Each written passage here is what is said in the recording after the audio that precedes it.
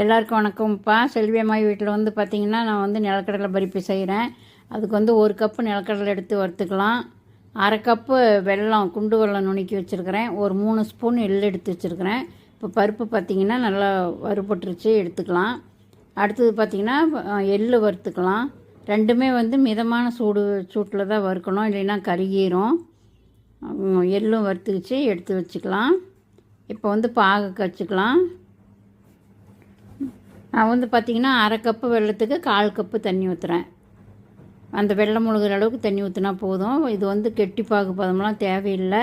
கொஞ்சம் ஓரளவுக்கு ரொம்ப நல்லா அப்படி தொட்டால் பிசு பிசுன்னு ஒட்டுற மாதிரி இருந்தால் போதும். ரொம்ப கெட்டியெல்லாம் காய்ச்ச வேண்டாம். கெட்டியாக காய்ச்சிட்டிங்கன்னா இறுகிரும். பருப்பு அரைச்சி எடுத்துகிட்டு வந்துடலாம். இந்த பக்கம் பாகு காயிட்டா அந்த பக்கம் பருப்பு அரைச்சி எடுத்துகிட்டு வந்துடலாம். பாருங்கள், அரைகுறையாக அப்படி பருப்பாக இருக்கணும், அப்போ தான் நல்லாயிருக்கும். பாகு காஞ்சிக்கிச்சு. இப்போ வந்து பார்த்திங்கன்னா 1 ஸ்பூன் நெய் போட்டுக்கலாம். நெய் போட்டால் கொஞ்சம் நல்லாவும் இருக்கும், மிட்டாய் நல்லாயிருக்கும். நெய் போட்டுக்கலாம். அந்த பர்பி வந்து கொஞ்சம் ஒரு இது கொடுக்குறது, ஷைனிங் கொடுக்கறதுக்காக பார்த்திங்கன்னா பருப்பு கொட்டி கிளறிக்கலாம். 3 நிமிஷத்து வேலை தான்ப்பா, டக்குன்னு செஞ்சிடலாம். அந்த மாதிரி பிள்ளைங்களுக்கு கடையில் வாங்கி கொடுக்காம நீங்களே வீட்டில் செஞ்சு கொடுங்க, ரொம்ப நல்லாயிருக்கும்.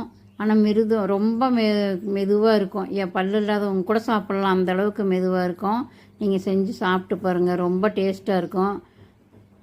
சீக்கிரமாக குயிக்காக செஞ்சிடலாம். பிள்ளைங்களுக்கு ஈவினிங் டைம் ஸ்நாக்ஸ் கொடுத்து விடலாம். ஈவினிங் டைம் கொடுக்கலாம் சாப்பிட்றதுக்கு, நம்மளும் சாப்பிட்லாம். இந்த மாதிரி செஞ்சு வச்சுக்கோங்க. அவ்வளோதாங்க, வணக்கிடுச்சு.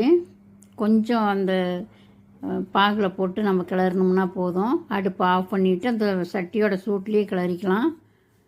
பாருங்கள், கிளறியாச்சு. ஒரு தட்டில் எடுத்துக்கலாம், மாற்றிக்கலாம்.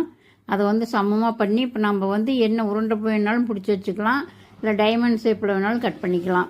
நீங்கள் உங்களுக்கு என்ன ஷேப் வேணுமோ அந்த ஷேப்பில் கட் பண்ணிக்கலாம். பிடிச்சிருந்தால் லைக் பண்ணுங்கள், ஷேர் பண்ணுங்கள், கமெண்ட் பண்ணுங்கள். எப்படி இருக்குதுன்னு சாப்பிட்டு பார்த்துட்டு சொல்லுங்கள். அப்படியே சப்ஸ்கிரைப் பண்ணுங்கள், பெல் பட்டன் அழுத்துங்க. மறுபடியும் அடுத்தடுத்த வீடியோவில் பார்ப்போம். எங்களது புது வீடியோ கொஞ்சம் ஆதரவு கொடுங்க. பாய். ரொம்ப சூப்பராக இருக்கும் இந்த மாதிரி.